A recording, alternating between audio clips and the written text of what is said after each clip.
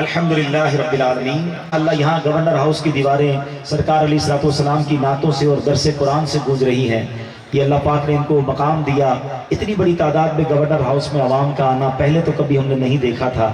یہ ماشاءاللہ لوگوں کے لیے انہوں نے اپنے ساری کائنات میں جو سب سے افضل ہستی ہیں وہ حضرت ابراہیم علیہ السلام ہیں۔ حضرت ابراہیم علیہ السلام اپنے بعد آنے والے سارے انبیاء کے والد بھی ہیں۔ حضرت ابراہیم علیہ السلام وہ ہیں کہ ہر آسمانی دین میں آپ کی پیروی کی جاتی ہے، آپ کی تعظیم کی جاتی ہے۔ آپ ہی کعبہ مشرفہ کی تعمیر کرنے والے، اس کو گھر کی شکل دینے والے ہیں۔ جس پتھر پر کھڑے ہو کر حضرت ابراہیم نے کعبے کی تعمیر کی اس کو مقام ابراہیم کہا گیا، اور اس جگہ پر سجدے ہونے لگے، قیام ہونے لگا۔ قرآن کہتا ہے وَاتَّخِذُوا مِن مَقَامِ إِبْرَاهِيمَ مُصَلَّى، اور ابراہیم کے کھڑے ہونے کی جگہ کو اپنے لیے نماز کی جگہ بناؤ، سجدے کی جگہ بناؤ۔ سبحان اللہ۔ اب میرے پیارے اسلامی بھائیوں، چونکہ وقت تھوڑا ہے، ورنہ one of the beautiful history حضرت ابراہیم کی، آپ کی زندگی میں بڑے پیچ و خم آئے اور آپ کی زندگی کے بہت خوبصورت واقعات ہیں، مگر میں دو واقعات مختصراً عرض کروں گا جن میں ہم سب کے لیے میسج بھی ہے اور ایمان کی تقویت بھی ہے۔ طوفان نوح کے بعد جب کعبہ مشرفہ کی دیواریں جو ہیں ان کا نام و نشان باقی نہ رہا تھا، تو اللہ کریم کی طرف سے حکم دیا گیا حضرت ابراہیم کو کہ اے ابراہیم کعبے کی تعمیر کرو، جہاں اس کی ڈائمنشن تھی وہیں کعبے کی دیواریں قائم کی جائیں۔ اب سوال یہ پیدا ہوتا ہے، حضرت ابراہیم نے کہا مولا مجھے تو نہیں پتا کہ کعبے کی دیواریں کہاں تھیں، طوفان نوح کے بعد تو اب کوئی نشان باقی نہیں رہا۔ اللہ اکبر۔ رب کریم نے اپنی قدرت کا ایک بادل بھیجا، اور وہ بادل کا سایہ جہاں تک تھا وہی ڈائمنشن کعبے کی تھی۔ سبحان اللہ۔ اب حضرت ابراہیم نے اس کعبے کی دیوار کی تعمیر شروع کی۔ حضرت اسماعیل پتھر پکڑاتے جاتے، حضرت ابراہیم کعبے کی دیوار پر رکھتے جاتے۔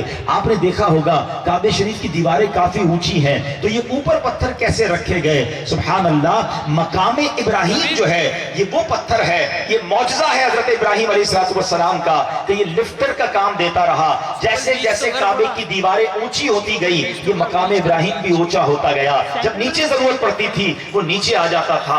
آج 5000 سال کم و بیش ہو گئے ہیں، مگر آج بھی اس مقام ابراہیم پر حضرت ابراہیم کے قدموں کے نشان موجود ہیں۔ اللہ اکبر۔ ذرا غور کیجئے کہ وہ مقام جہاں حضرت ابراہیم کھڑے ہو جائیں، رب فرمائے ادھر سجدے کرو، ادھر عبادت کرو، یہ مقبولیت کا مقام ہے۔ علماء بڑی پیاری بات بیان کرتے ہیں کہ جب ابراہیم جس پتھر پر کھڑے ہو اس کا مقام اتنا اعلیٰ ہے، تو جس جگہ پر ابراہیم کے بھی آقا جناب رسول اللہ صلی اللہ علیہ وسلم مدینہ منورہ میں جلوہ فرما ہو، اس مزار رسول صلی اللہ علیہ وسلم کے مقام اور مرتبے اور رحمتوں کا عالم کیا ہوگا۔ بہرحال اب کعبے کی تعمیر ہو گئی۔ حضرت ابراہیم کو کہا گیا اے ابراہیم لوگوں کو حج کے لیے بلاؤ۔ بڑی ایمان والی بات بتانے جا رہا ہوں۔ حضرت ابراہیم نے عرض کیا، کیونکہ اس وقت مکے میں لوگ نہیں رہتے تھے، صحرا تھا، پہاڑ تھے، دنیا میں اور ملکوں میں لوگ رہتے تھے۔ حضرت ابراہیم نے عرض کیا مولا میں لوگوں کو کیسے بلاؤں گا، میری آواز کیسے پہنچے گی؟ رب عز و جل نے فرمایا اے ابراہیم تمہارا کام آواز لگانا ہے، ہمارا کام لوگوں تک پہنچانا ہے۔ آپ جناب کوہ ابو القبیس پر چڑھ گئے اور آپ نے لوگوں کو اللہ کے گھر کی طرف بلایا، حج کے لیے بلایا۔ سنیے میرے پیارے اسلامی بھائیوں، علماء کہتے ہیں، مفسرین لکھتے ہیں وہ آواز پوری دنیا میں سنی گئی۔ آج میں ادھر بیان کر رہا ہوں، کیمرے سامنے لگے ہیں، سیٹلائٹ کے ذریعے دنیا میں بیان جاتا ہے۔ اس زمانے میں اس روحانی سیٹلائٹ کے ذریعے پوری دنیا میں حضرت ابراہیم کی وہ دعوت سنی گئی، اور لوگوں نے اس کے جواب میں لبیک کہا۔ اچھا صرف زندہ لوگوں نے نہ سنی بلکہ ارواح نے بھی سنی، روحوں نے بھی سنی، ماں کے پیٹ میں جو بچے تھے انہوں نے بھی سنی۔